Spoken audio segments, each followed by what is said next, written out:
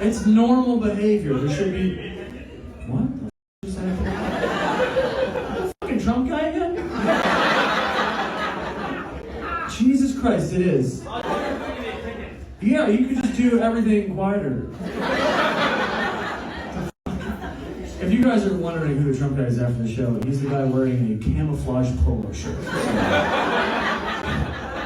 A war breaks out at a golf course.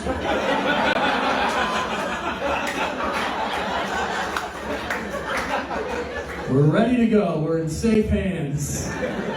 He's like, I did 2 tours in Desert Storm. It's like, motherfucker, you were in a sand trap. Twice. Yeah. A different way to blend in besides camouflage is to just shut the f*** up. Shout out to Brian Parisi for having to put up with this. On that very subject. Speaking of wrestling, did you guys see Trump just announced he's going to ban pro wrestling? No, he didn't, but don't that just sound like some shit that he would do, right? It's too gay, it's way too gay. John Cena says I can't see him, I see him just fine. Rey Mysterio, what's the mystery? You're Mexican, you gotta go. This shows just how easy it is to believe the most irrational things, because that is simply how they move in this era. So my friends were like, dude, the Trump supporters are storming the Capitol. And I was like, oh, f***, like, what if they got organized? And then I turned on the TV and I was like, oh, good, good, good. They haven't done that at all. It looked like every single person that's always wanted to go but has never been invited to Burning Man. It was like that exact crowd of people. I really liked watching people climb up the sides of buildings next to staircases. They're like, it's a revolution, tactical entry. Like, dude, you know you could just use the visitor center, right? That's your capital. You're allowed to be there.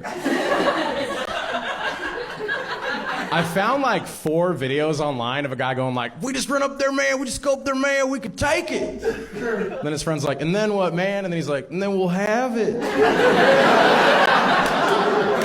That's your coup plan? As we've stated so many times, we are in the dumbest timeline in politics, okay? I thought Trump versus Kamala was gonna suck. Then 3 days in, Trump was like, yeah, I don't even think she's black. I was like...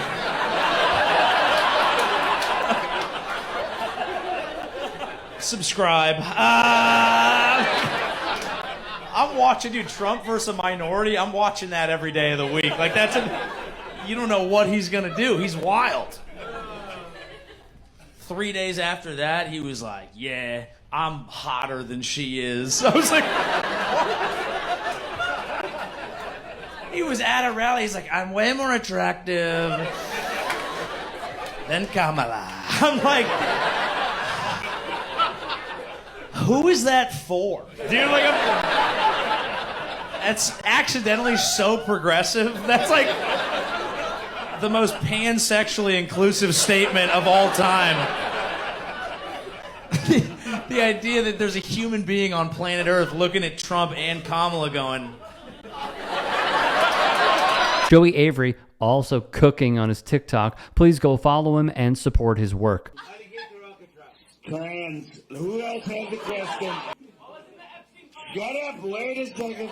Turn the hustle off and independent. Canada, we love it. I'm gonna call it Chile, Mexico. Chile, Joe. First time my wife was with maple syrup.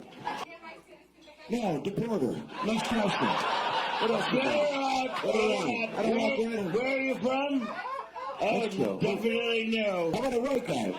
Looks like an Asian guy. Close enough. What? Hey, try it again in English. Program? Yeah, come on. I'm sorry. We got Junker King over here. I don't speak Mortal Kombat secretly. Oh, wow. What a gay question. Genuinely one of the funniest bits I have seen in quite some time. Bravo to both of these gentlemen. Political affiliations aside, because I know I'm in Vermont, we probably agree on a lot of things. But political affiliations aside, who the fuck is still on the fence? Between who? Trump and Harris. Only because they're VPs. Okay. So Tim Walz or JD Vance?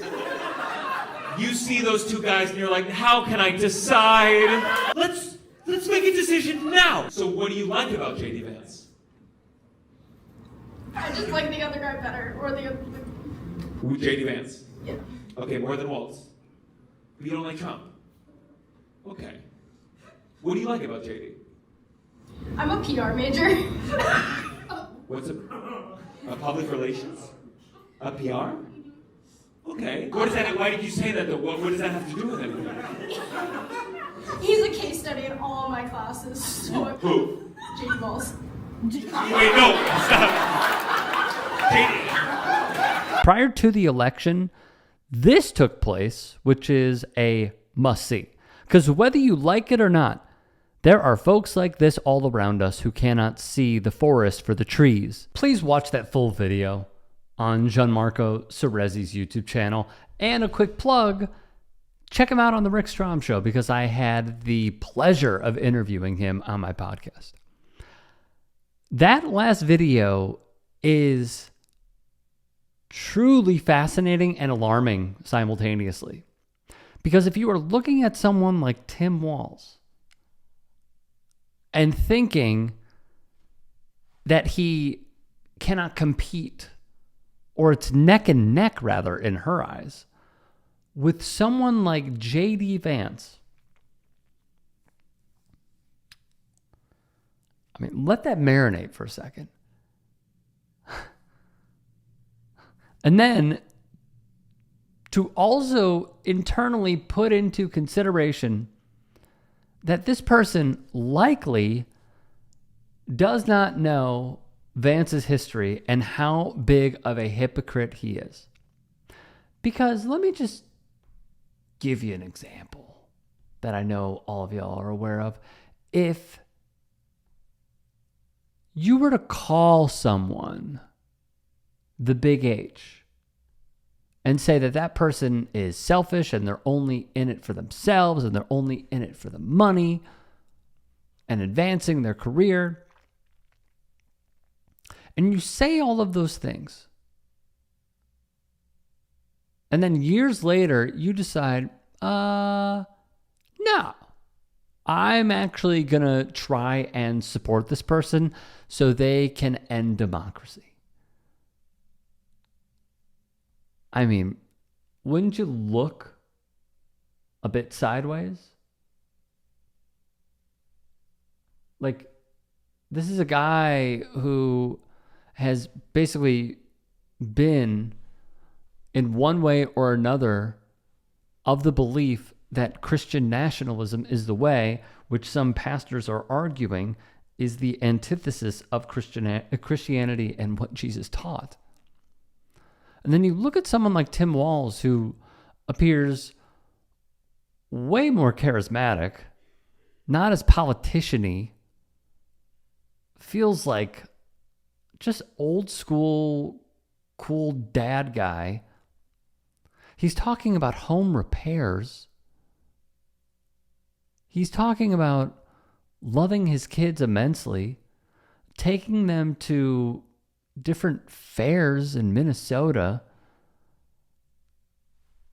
Like, I'm truly blown away that it's even close. Like, truly blown away. One actually knows about football. The other just goes in a skybox because Daniel Penny is there and he wants to promote someone like that. Stark contrast between the two. And the fact that this person is in PR and views Vance as a case study, yet cannot discern the differences between Walz and Vance is just, I said it already, it is fascinating. And it also leads me to believe that we are still, as we continue to be, in an information war. Because some of the stuff that I went over and how Vance this is likely misconstrued his entire story, so he could then become the prominent person he is by selling a book. It's just telling of where we are right now and how so many people helped us get there.